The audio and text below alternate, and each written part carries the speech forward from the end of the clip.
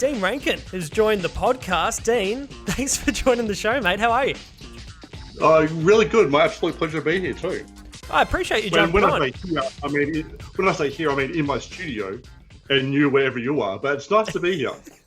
As long as we can be together. It's a weird, strange time. We were just talking off air how it's one of those years where anything you thought you'd be doing for work is probably out the window at this point, and it's a rethink of everything that you got to do. So I imagine, to give a little introduction to yourself, you're a comic book writer and artist. You've worked on things such as the Simpsons comics, Futurama comics, Rick and Morty, Hellboy, the Dino and the Dandy. I mean, your list goes on. What's this year looking like for you? Yeah, well, real slim. I think the comic industry certainly initially took a real hit. So I am doing bits and pieces. I'm working with a company called American Mythology at the moment, and I did a couple of covers, and I'm about to do some more of Oggy and the Cockroaches, which is a comic that I worked on with them before, which was kind of nice. It's nice out of the blue. I wasn't really expecting it. I have been doing a lot of sort of illustration work, book work. So I don't know if you know, but I'm currently illustrating a book series called Timmy the Ticked Off Pony, and that's written by Magda Zabansky. I did see this, yeah. Yeah, so I've just finished the pencils on the third book. The first one's out. Again, terrible. Like, you don't really want to be releasing a book during a pandemic, because that's it's like the hard time to be selling anything. Yeah. But I believe it's going well. So the first one is out now. The second one comes out in September, and I'm working on the third one now. And there's a lot of work, actually. It's like 230 pages of illustrations, so it's a chunk. It's a big chunk I would of time. imagine going from. Are you predominantly comics based? Is that's largely your background, where a lot of your work is? Centered? Yeah. Look, it wasn't like as a kid, I just wanted to draw, and I didn't know what specifically I wanted to do. But comics, I kind of landed in it and really enjoyed the storytelling aspect of comics. And also what happened, I did a TAFE course in 89, 90, and finished the course, had my portfolio, and I went around to a number of children's book publishers, and all of them said I was too cartoony. And it was like, okay, well, then that's kind of, in my mind, that door had closed. That, okay, well, I'm too cartoony, I'm not whimsical enough, I'm not using watercolor, so children's books are kind of out of my domain. But then, I guess a couple of years ago now, Scholastic contacted me. I don't know how they found me. The writer Paul Dumble had said, "Oh, look, Scholastic wanted you to do this book. There's books that I've written." Have no idea how they found me, but it's kind of been really nice. It's opened another door for me again that I thought was closed, and suddenly cartooning okay. Yeah. And I just wonder if, like, the new generation of kids that they've grown up on sort of very, animation, very cartoony, gross out kind of humor, and that's my bag. Like, if you want me to draw poo, I'm your man to do it. And so that's, I do tend to, so anything like poos and vomits, like, it's just gravy for me. So that's kind of my bread and butter work at the moment. So I'm really pleased that's come along now, because comics have taken a hit. Yeah. Again, I have such a cartoony style that even in comics, it's a bit of a niche market as well. I need to constantly pitch my work. I'm always self-promoting like a dirty, dirty man whore, and it's just how I have to. And I've done it to survive. So it's kind of like rare that work will magically fall at my feet. I have, if you look at, you list my credits, I sound pretty impressive, right? I've done this and this and this. I think so. But I know, but I don't know, but I've always had to scrounge for work. So it's kind of like, it's always a twofold thing for me.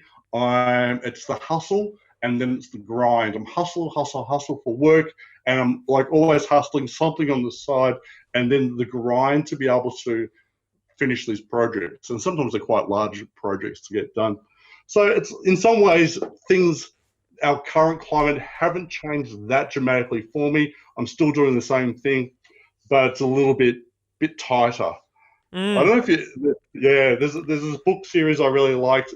It's called the Stainless Steel Rat series. It's a sci-fi series about this criminal who operates in the future, and you can't. The idea is the premise behind it is because things get so tight as a criminal that you have to be able to function within, like, be a rat within a stainless steel environment. Yep. So that's how I kind of feel at the moment, that things are tighter, but I still have to kind of do my normal hustle, or hustle a bit harder than normal. It's not I wouldn't imagine it's a great working environment for a creative person, really, is it? Oh, currently, no, it does my head in. And also, so I mean, I'm reasonably introverted. I like being at home by myself, but there is a limit to that, and it can make me a little bit crazy.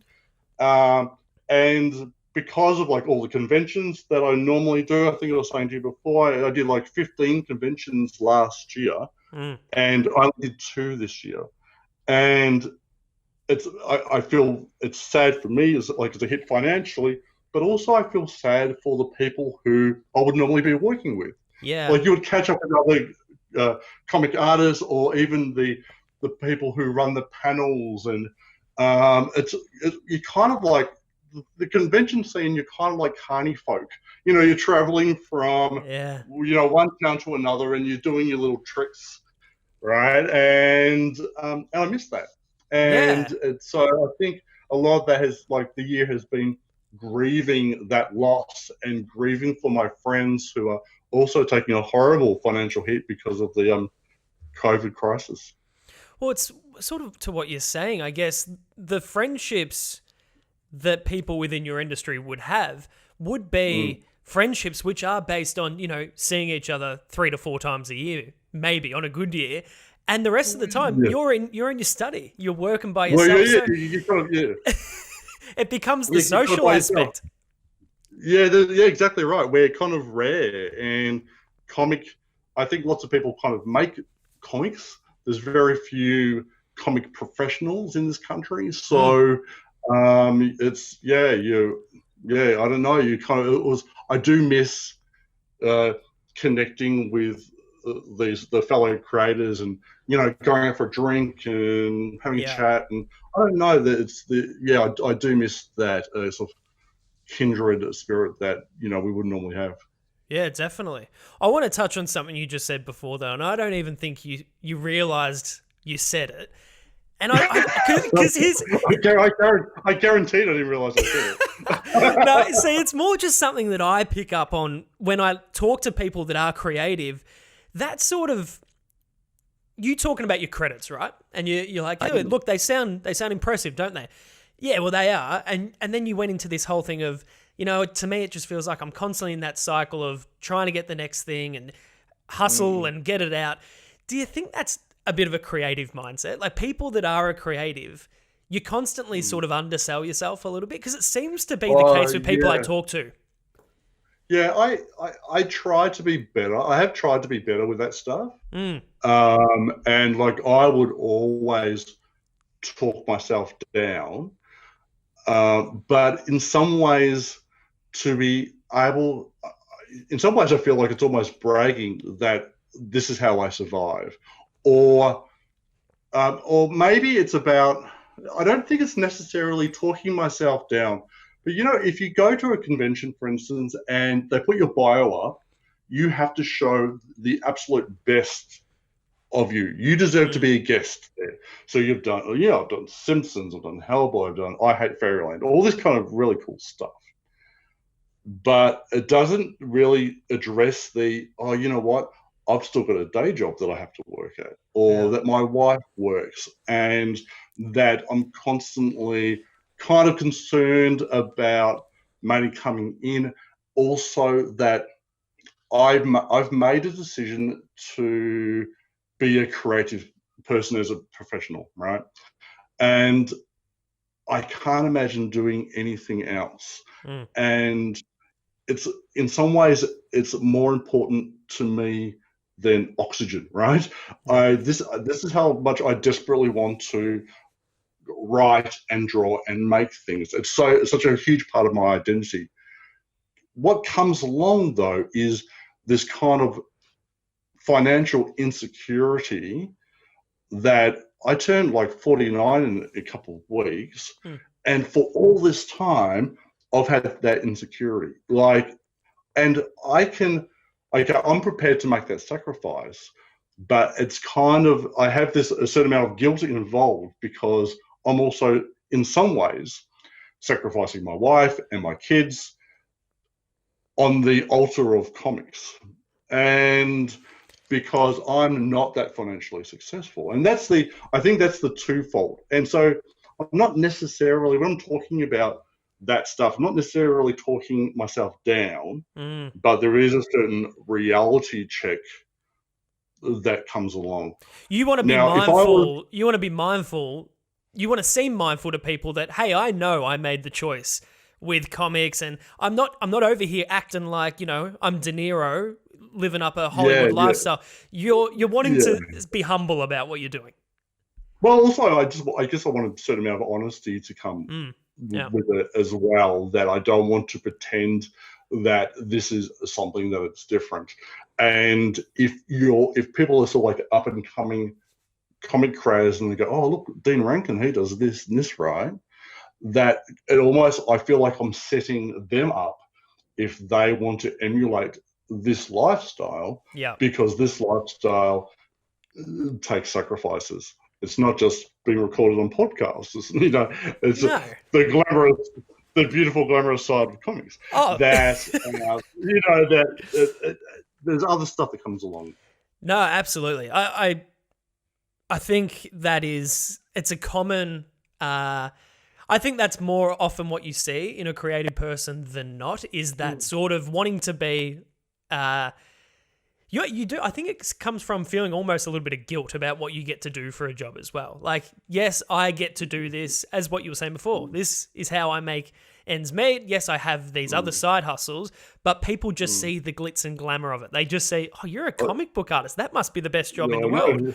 Well, this is it. You get to draw Simpsons, right? Like, and that's pretty cool, right? Very. So there, and certainly when the comic book has finished now, the Simpsons comic. But when it was running, I'd have these moments where, look, I'm drawing Bart, I'm drawing Homer, and like, look at me sitting here drawing a Milhouse, and that is absolute gold. Yeah. So there is something really special about that, and I don't take that for granted for a moment. No. Well, tell me, being a comic artist, you said it before, there's not many in Australia that are, I guess, doing work, especially on really well-known publications. Tell me, you said you bloody grew up down the Mornington Peninsula in Melbourne. Yes. How does it go? There'd be a lot of people, I know a lot of people, some that listen to this, that are creatives, and they think, well, how the hell do I get what I want to do and then get it to the world out there? How the hell did a Mornington Peninsula kid get on to writing things like The Simpsons? What's the progression? Wow. Give it to me. Give it to me in a 2-minute soundbite if you can. Okay. Now, let me tell you the story. I feel like I want to start busting out Fresh Prince. Okay. In West Philadelphia. No, that's it. Get into it. I grew up in Rye on the Mornington Peninsula, and if you knew Rye, certainly in the 70s when I was there, we didn't even have a shopping centre, and there was no but what I liked to draw. I'm a praise monkey. I love when people say that I'm doing good, and there was something about drawing that gave me that feedback. People would say that I was good. Whether I was good or not is certainly debatable, but I believed it and I ran with it. So, and I was a geeky kid. I would go down to the newsagents to buy comics, or I would love reading like the comic strips in newspapers, and I would like mainline animated Saturday morning cartoons like it was going out of style. Okay. Um, and it's interesting. It was only years and years down the track when I went to my first convention that I saw these other people who were so into pop culture and like were geeks like me, and I didn't know they existed. I just felt kind of like I was completely isolated where I was. If you didn't Yeah. surf, you didn't play footy, you weren't quite right. And I've always had a little bit of a I'm not quite right thing coming on, right? Yeah. So anyway, I did an art and design course, freelanced a lot. I There was these school magazines that they used to do here in Victoria. It's called Pursuit and Challenge. So I freelanced for that. I worked on those. I did comics for those, and then I started doing comics for Mania magazine and Crash and K Zone. Yeah, so they were the K-Zone. magazines that you could buy at the supermarkets. Yep. And for me, the work dried up, which is a constant kind of concern and happens. And I went to Dandenong Coles. I was in Dandenong, went to Coles to see what was there, and I picked up a Simpsons comic. And it all looked really great, except there was this one page that was kind of off model, and I had this spark of inspiration and thought I could just about do that. I didn't think it was good enough, but it was just about good enough. Okay. So this is going to be my mantra all through life. I'm just about good enough, so I'm going to give it a shot. Great. So what I didn't send my best picture of Bart. I sent stories, 2-page stories little backup story comics. And I think by about the third one in, they got back to me and they said yes. What's really important by this stage, I'm 38, by the way, when I did this. Yep. This is how long it took me to get to a point that I thought my artwork was not quite good enough to send to the Simpsons. There's that honesty shining through again. Well, yeah. So I sent it off. And for some honesty, I look back and they were awful. Have you still got first one? Oh no, So I can send you a link if you like. Yeah. So my first one is a story of Snake holding up the Quickie Mart, and there's Apu, and you can kind of tell it's them, but oh my god, I have no idea how they got the work. So it was like, so they said yes to me, and again, this is another kind of thing that I do. If someone gives me like even a crack of that door being opened, I'm in. Like I start sending more work off. I kept sending more work off, and they kind of use me on a regular basis. So I think it was for 8 years, the comic ran, and I've done a stack of mainly backup stories. Yeah. But it was kind of good enough. I have to say, over that time, I was able to be more and more on model, and it looked like The Simpsons. So my theory was, the more I can make it look like The Simpsons, the more work I will get. Yeah. I don't want to be like the kind of, and it's like people think they're complimenting me when they'll say, "Oh, I could pick your Simpsons anyway because of the style," and I hate that because I don't really want it to be like that. I want to look like everybody else's. Yeah. So, excuse me. So it went on, and I would have drawn Simpsons forever if I could. And it was 2 years ago, basically today, that I went to San Diego Comic-Con, and first time I ever met like my editor and art director, and I'd never, because being in Australia, like it's all emails. I'd never spoken to anybody on the phone. So you're able to work from Australia with relative ease. Well, yeah, I didn't. Yeah, so so I just never had a phone call. I met Matt Groening because he came to Sydney one time, and but that was it. As a kind of introverted person, it's kind of nice to not have to ever speak to everyone on the phone. Yeah. So I would just do the work, and then they would send me a check, basically. That's not a bad partnership. And I think, no, I'm sure I'm the only Australian who's ever worked on the Simpsons comic book. So That's and one hell of a feat. it's not bad, is it? So Yeah. and again, only because I thought, oh, look, I'll give it a shot. The I so and I'll in some ways I will always be the Simpsons guy.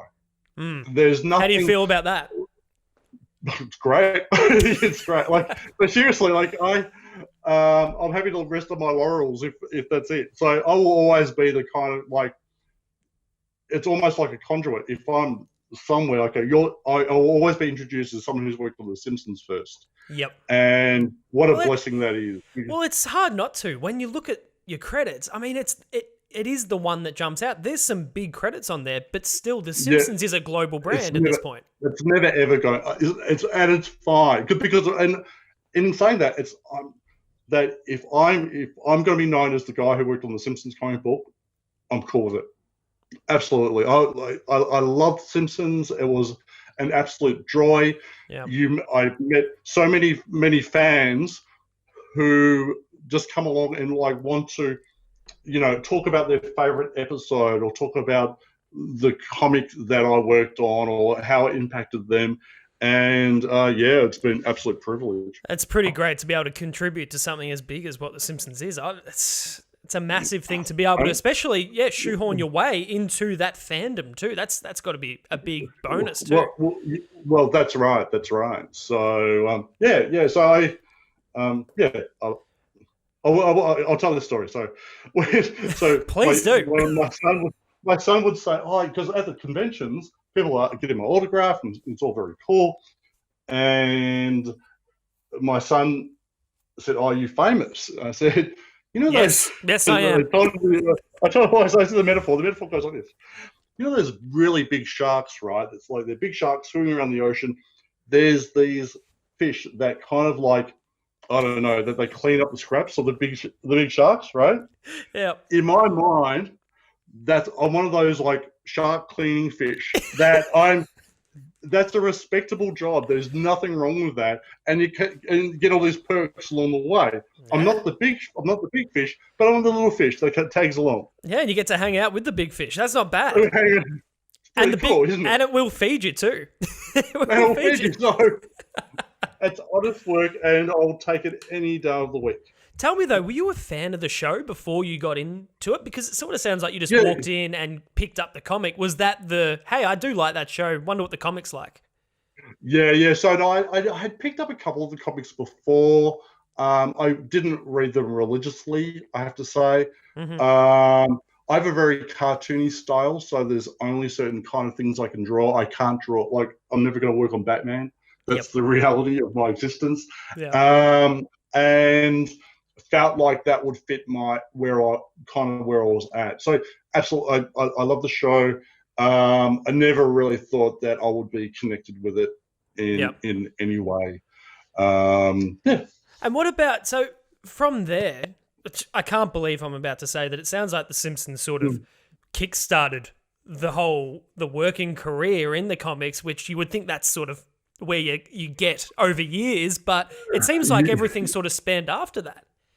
Yeah, that's right. Because so prior to that, I hadn't worked. I mainly kids magazine stuff that I'd done prior to that. So what's cool about The Simpsons? Well, when you've worked on The Simpsons, you can put that in when you're like contacting other publishers. You go, oh, brother, I worked on The Simpsons. Here's some samples of my work. That's going to help, right? Yeah. I think what it does do is they'll at least read your email. Mm. Do you know what I mean? That they will at least, okay.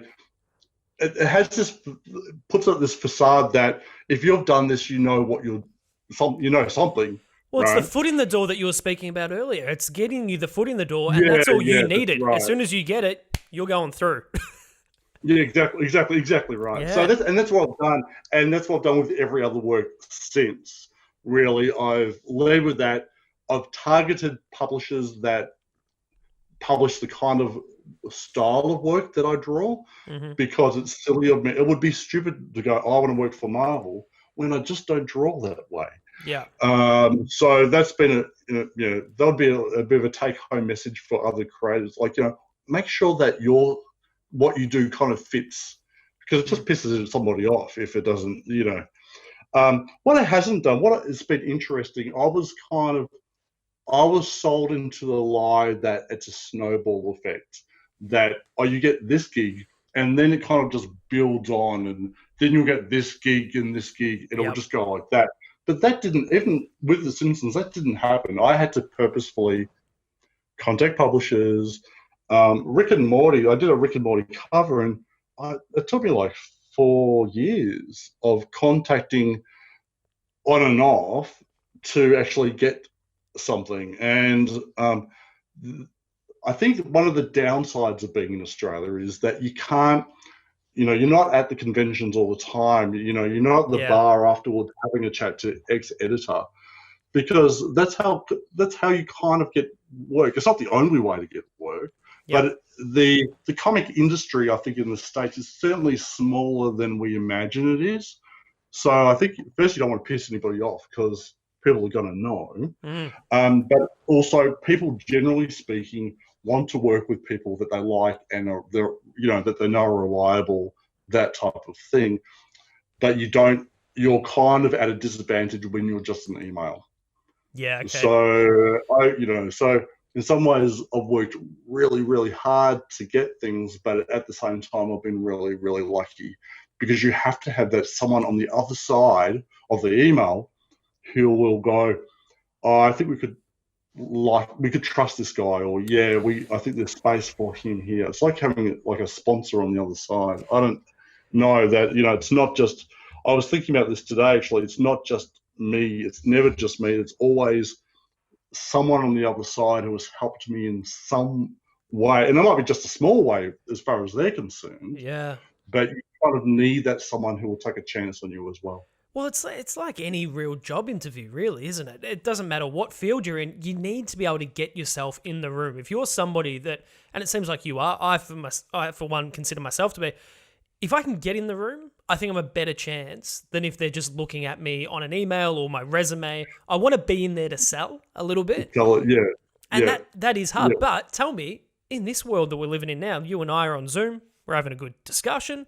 You seem like a lovely guy, Dean. I mean, has the world of Zoom helped at all with you being in Australia? I had never used it up until this year. I guess a lot of people hadn't. Yeah. So what has been interesting is that, if I have a dream, this is my dream. Okay, I would like to have a TV show where I show people how to draw. I want to be like Mr. Maker or Bob Ross or so, that kind of thing. Yeah. I think I could do that. I think it would be fun. And that was really only because of this year, because of COVID. Then suddenly I'm Zooming more. So I've been doing some how to draw bad anime for. I've seen on YouTube. Madman. Yeah. Yeah. Right. It's great. So that's. Batame? Is that what you're referring to? Batame, yeah, because you see, I'm really bad at drawing anime, so it's Batame. Yep. And that's been a lot of fun. And this year has been awful. But in some ways it's kind of opened some different doors for me that I wouldn't have expected me to do. But it's interesting. Like going back to this shy, weird kid who grew up in Rye, I always spoke funny, and some ways that comics were and artwork was a way that I would express myself. Yeah. And now in some ways that's come full circle. So now I'm same person, but I'm in front of a microphone or in front of a camera all the time now. And it's funny to think about that. Basically, so much of what I did was avoid having to speak to people. Now here I am speaking all the time. So I find it's interesting how things turned around. Yeah, I for one have really enjoyed the videos I've watched of the Batame in particular, because thank you. Well, it gets to show a side of your personality. I mean, we were teeing up this podcast, And I was doing my research and I'm clicking around. I'm like, oh, I want to get a bit of a feel for him. What's he like and stuff. I was watching those. I was like, this is going to be a piece of cake. This podcast is going to be easy. Yeah. But I think also the fact that you get to be by yourself, sort of in your safe space, in your studio, and you're like, you know what? I don't have a live crowd in front of me. I mean, what is it like doing a Comic-Con panel? See, I quite like it, and because you kind of feed off that, and again, because I don't know what happened. I think I've said I'm an introvert like 5 times already in this interview, and it is true. And people don't believe it to a point, because I get up on the panel, I'll recite poetry. One panel, I played the spoons, and I play the spoons. I don't play the spoons, but I did, until just everyone got uncomfortable, especially me. But I do this stuff because I think to be a good guest at a convention, the panels are important. And you want to show some personality. And it took me a while. This sounds weird, right? That it took me a while to get to the point that when people come to the panels, they do actually want to hear what you have to say. Yes. That there's, it's silly. It's a waste of time for you to be up there, to be falsely humble, to give monosyllabic kind of answers into the microphone, because people they don't actually want that. They want to see the bizarre, all of you that you have to offer. So I've just tried to get better and better at that aspect of the panels. That if someone wants to hear what I have to say, then I'm going to say it. Well, that's the benefit of the convention, isn't it? I mean, you sort of alluded to it, but at least when you're there in that environment, they're like-minded people. They're people that are interested in what you are bringing to the table. Exactly. It's exactly. I couldn't agree more. And it's like, and these people, they're not judging me. No. Because what I find about, I've walked in the door and go, these are my people. This is actually my natural habitat. I can geek out as much as I like in this scenario. Nobody's going to think I'm not the cool guy, because nobody's the cool guy at the convention. We're all just excited about our thing, and that we want to express that. Also, I just backtrack really quickly, like as far as my artwork style as well goes, that I can't rest on purely my artwork. Mm-hmm. This is going to falsely humble. I draw well, but I do not draw nearly as well as the other artists, the other artists who are there. Look at you, Dean. Look at you. You can't even just let me give you a pat on the back. No. I'm not. I swear to God, I'm not being falsely humble. But like my last convention, I'm next to Mark Ratz, David Yarden, and John Sommariva, and Al Barrianavo. I can't pronounce his name, but I swear to God, those guys I shouldn't be in the same room as far as artistically than those guys, right? So this isn't being falsely humble. I'll allow it. Okay, thank you. You go, this is the best I can draw. I need to be able to sell it. I can't sit back and be cool and go, oh, here's my work, man, because it's not going to be earth-shattering. Yeah. So I have to be able to take what I have and run with it. Again, story of my life. Take what I have. I'm playing the cards that I've been dealt the best I know how to do. It sounds like you are. Yeah. Tell me. And again, not falsely humble, because look, because I'm awesome. I want you to know that, right? And so I don't want you to worry about that. I have no self-esteem issues, but I know where I fit. Yeah. Yeah. Okay. So I'm targeting the best way I know how. Yeah. Well, the whole feeling like you know where you fit, right? I feel like that might come back to my next question, which was, I want to know what you're a fan of. All right. This show, the reason I do this is sort of I like to do it to talk about things people might not be across, and that's why I wanted to have you on. People in my world maybe aren't they're aware of comics. They know your superheroes. They know all that, especially because of the movies. But the art of comic books, like that's where this all started, right? That to sort of inform people, give people a bit of an idea, a bit of insight into what the work is, but also just to geek the hell out about stuff. So tell me, Dean, what the hell got you going when you were younger? What gets you going now? I am curious because I see you got a Star Wars jumper on for one. Oh yeah. Like I'm full geek. Great. Let me. As a kid, again, I would just consume anything that I had going. I love superheroes, and even now, even though I draw funny comics, I do gravitate towards more serious comics if I'm reading them. Give me some examples. Come on, hit me with some favorites. Oh well, so I've got a couple. I'm reading She-Hulk at the moment. Dan Slott's run on She-Hulk. I really like how Dan Slott writes because he can mix a little bit of humor as well as much more serious kind of topics. Yep. The artwork is superb. I'm ashamed to say I really discovered Swamp Thing basically like last year, and I adore Swamp Thing. Now, can I say, let me jump in here. I've got Swamp Thing on my. You're talking about the Alan Moore. Well, I'm currently reading the DC Giant ones. Okay. And so some of the Alan Moore, but there's a splattering of new ones as well as some of the older stuff as well. I'm the same with Swamp Thing. I hadn't been across it until about a year ago. Somebody goes, look, I know it sounds ridiculous. Go read it, see what you think. Pretty good. Pretty good stuff. I'm loving it. Yeah, so that's what's one of the things I'm really mainlining at the moment, which I find like I've always been kind of a Marvel guy as far as comics go to a point. I haven't read much Superman. Please don't judge me. Look, Dean, I'm a DC guy, admittedly, but I'm never going to judge, all right? Any nerd is good nerd. I appreciate that. So that's kind of what I'm discovering at the moment. I go through phases. Also, at the same time, I go through phases of if I'm particularly busy, I don't read any comics or I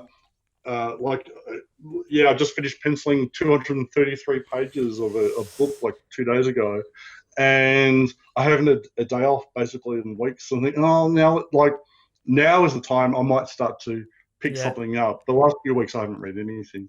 Well, do you get that? Do you get that feeling though sometimes of once you've finished, drawing or whatever you might be doing work-wise, the last thing you want to do is pick up a comic, or you sort of want to remove yourself from that realm a little bit? Is there a little case of that?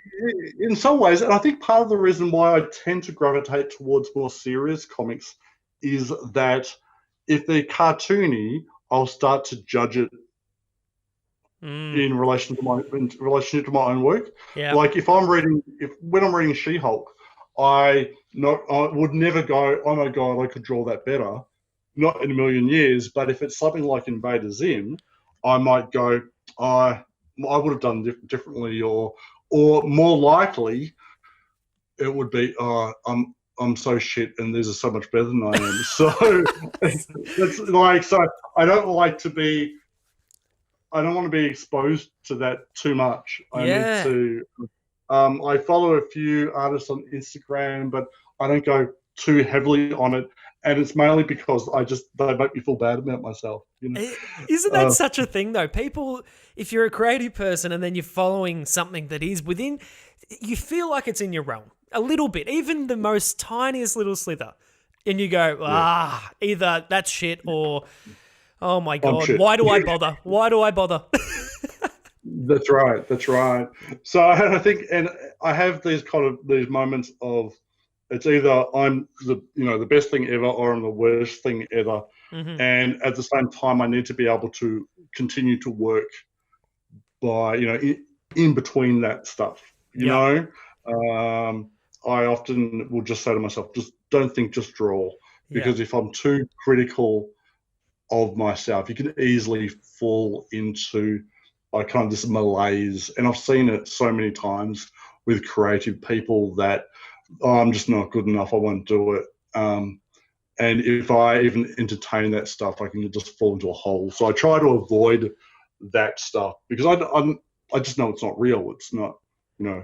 we're not our thoughts, and our thoughts lie to us. Yeah, absolutely. Tell me, you've got this studio of yours. I can't help but acknowledge the visual element of what we're doing right now.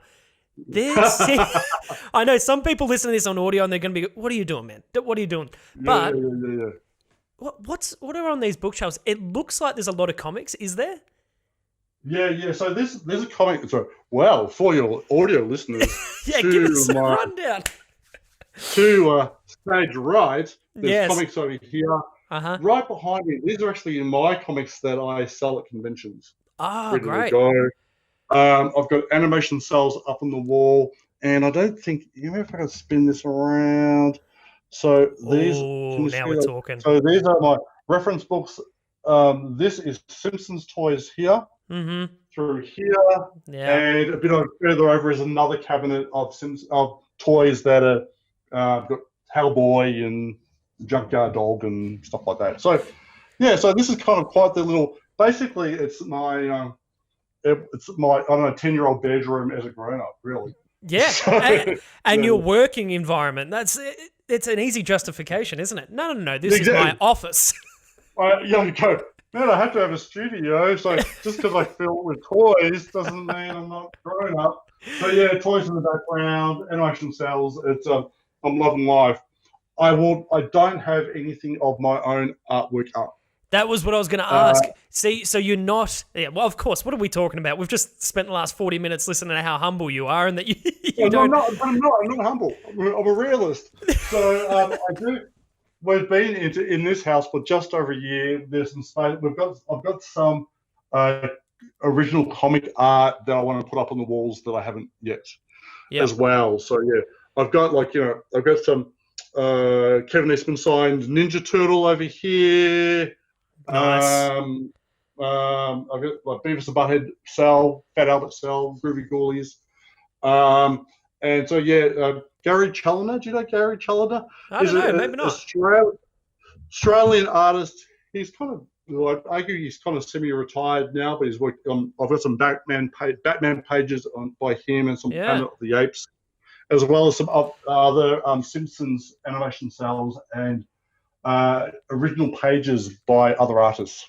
That's not me. Yeah, there's no doubting that you're a geek. That's good. I'm glad we've got you. Not only your credentials, but also your nerdum credentials too. Tell me, I'm curious. My D20 dice tattoo. Sorry, no, go. Tell me, what is your thoughts on Beavis and Butthead coming back? I don't think it's aged very well. I don't think it has either. You've seen the movie recently. Some things I think are just made for their time, but I will judge it when it's out. Yeah, I thought it was bizarre. And then, when you said it, I feel like I've heard Beavis and Butthead at least 20 times in the past fortnight. And we just happened to do a podcast the other week where we spoke about Beavis and Butthead. The next day, out of the blue, they announced that they're bringing it back.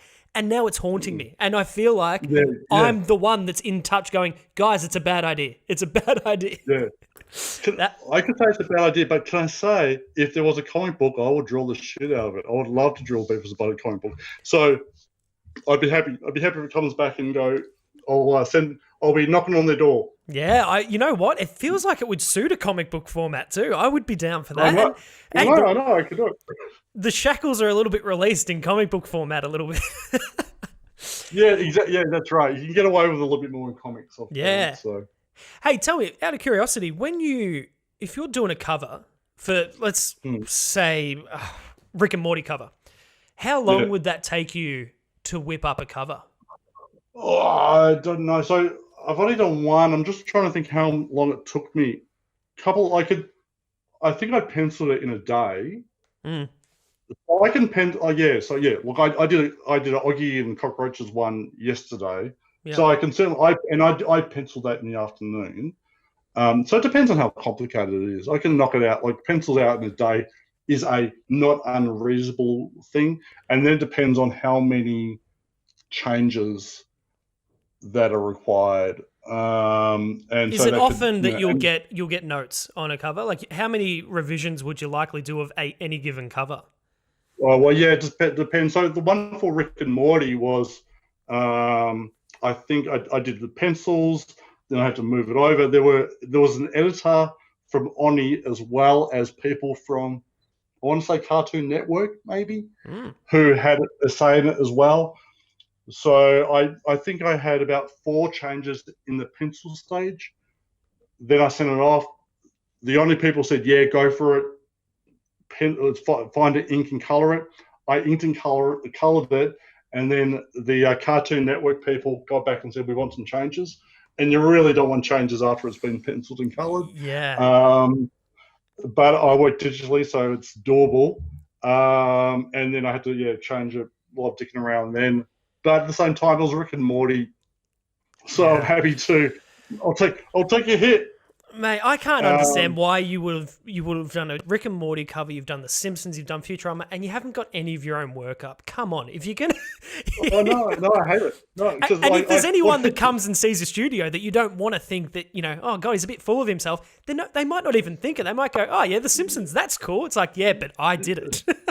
yeah, sure. I've got a brag shelf up on my shelf of the books that I've done. So that's. You got to have something. Things up, but that is there. But also, I think, I don't know about you, but I'll create something, and I'll go, that's shit hot, that's great, and 2 weeks later, I will not be able to look at it. Oh yeah. So thusly, that's why I would never ever design a tattoo for myself. But also, you look back and you go, oh, you start to pick out the things that are wrong with it. And I just didn't want to have it up in my looking at me when I'm trying to make something new. That's all. That's true. You look up and you're like, I'll never be able to recreate that great work. Why do I bother? Yeah. Never. But I do tend to be like kind of eyes forward kind of creator. Mm-hmm. I'll do a page, and there might be bits and pieces that I don't like, but you kind of go, look, I've got another page to do now. I have to keep moving. Yep. So it's always kind of a perpetual move forward. I guess that what it does show is that I'm improving. I think I'm improving as an artist because I can look back on work I've done 12 months ago and just hate it. So I think that kind of says that, okay, well, I must be, over this period, I must be getting better. That's how I can look back and like what I've done. And not complacent either, by any stretch. Well, not complacent. No. I don't tend to kind of rest on my laurels. It's always what have I got to do now? What am I aiming for? I think that's part of a mental health thing that I like. That's how I seem to operate, and that's what makes me happy. That I have, I'm doing this, or I've got this project that I'm looking forward to. Yeah. I don't like to necessarily sort of dwell in the past too much. Yeah. I think that that drags me down a bit. Yeah. No, I get that. That's very reasonable, I think. Good way of thinking about things. I don't mind if I say so myself. Thank you. Now, we spoke a little bit off air. I want to just pick your brain about it because I did, in my research, I sort of realised this book that you've written, which is Be Batman. Is that Be Batman? What's the full title? So it's Be Batman, a superhero's guide to overcoming adversity. That's the one. The elevator pitch for it is, the idea is, so what do Spider-Man, Superman, Batman, and say Robin all have in common? Besides the obvious that they're all superheroes, but surprisingly, they're all orphans. So they've all come from tragic backgrounds, and you look at all these superheroes, from the X-Men to the Avengers, and pretty much all have some kind of tragic background. And I know that's a tool to create a narrative.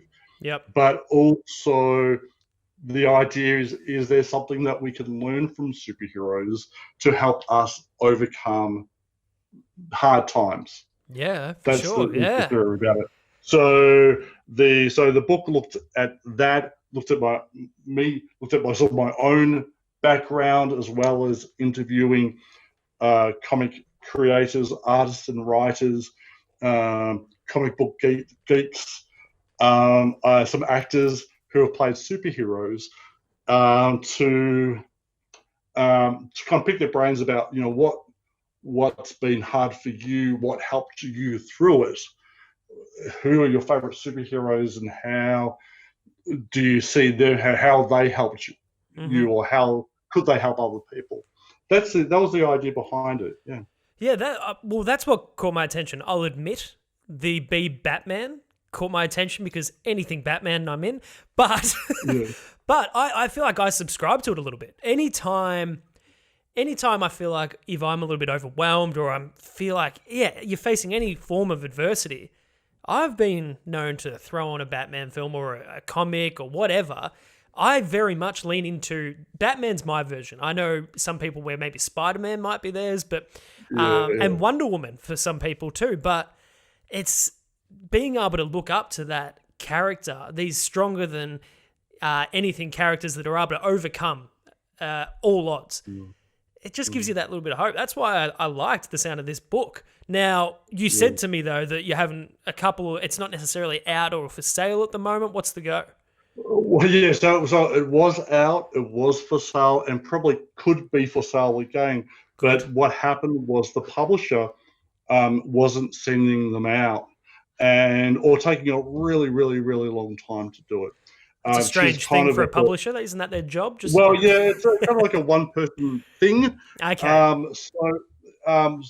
So for me, it got to the point where I had to say no. Like there was a thing in my contract that I could pull the book and go, no, I don't want to work with you anymore, and I did that. So in theory, this book's still there, but I'm not personally promoting it. Okay, so this isn't a promotion at all, people. This is not a promotion. No, because what happens? Because if someone orders it and then doesn't get it, or doesn't get it in a timely, I'm talking time, like, you know, really long time, timely kind of way, that I believe that affects my reputation. Yep. No, I get that.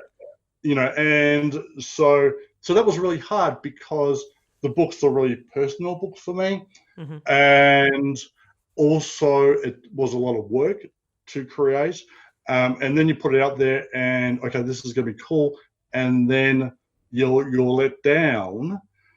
Now it's kind of like now out in the ether, it's kind of there, it's kind of not, and I can't do anything with it. Yeah. So I don't put it on my bio anymore as such.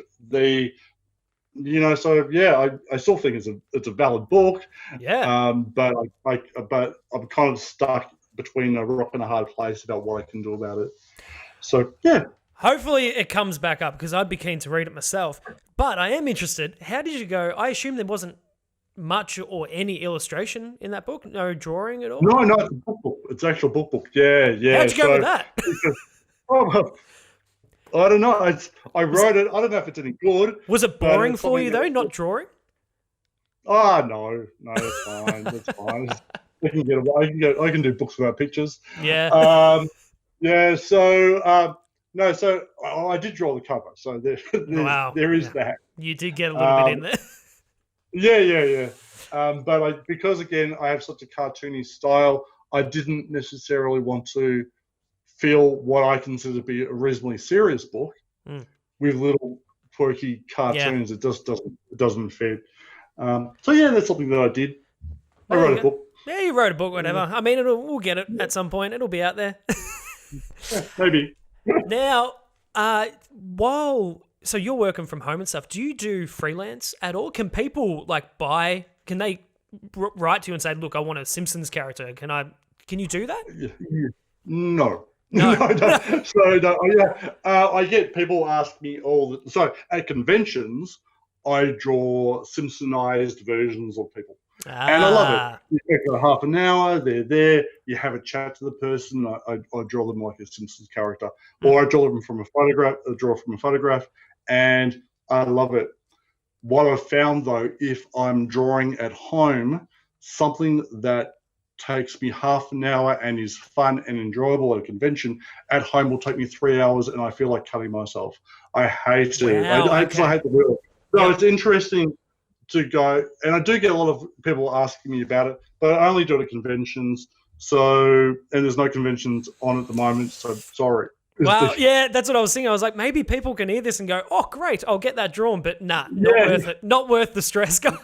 No, I don't like it. So I don't. So people, at conventions, if and when conventions start up again, come and see me. Yeah, brilliant. Otherwise, leave me alone. Yeah. That's awesome. So you've got the Magna Shabansky book coming up. That's in the works at the moment. And is that the main project at the moment? How's that looking? Yeah. So I was at the moment I'm doing an Oggy and the Cockroaches comic. Yep. Just waiting for some feedback. And again, I'm waiting on feedback for this the pencils for the book with Magna Shabansky. So, and then we'll see what happens after that. Awesome. That's kind of me. Nice, man. Well, thanks so much for coming on the podcast. I won't take up any more of your time because I've just made you talk for a very long time. I apologise for that, but it was very interesting to hear all about your career. It's fascinating hearing an Australian that's doing so well in what is, to us, largely seen as an American industry, which is the comic industry. Yeah, that's right. Yeah. So it's nice to do, and there are some of us, a few of us, a handful of us around. Yeah. And so it is doable. You can do it, but it's just it's a bit tricky. I think that's the key. Is what I wanted to show was that you can do it. You've just got to what is it? Pick up a comic, pick something that you think is done poorly, do it better, and send it to the publisher. Is that the idea? Mine wasn't better. Mine was not better. So, you just got to show that you're keen. That's the idea. Yeah. Give it a shot. Dean, thanks so much for doing the podcast. Appreciate it. My pleasure.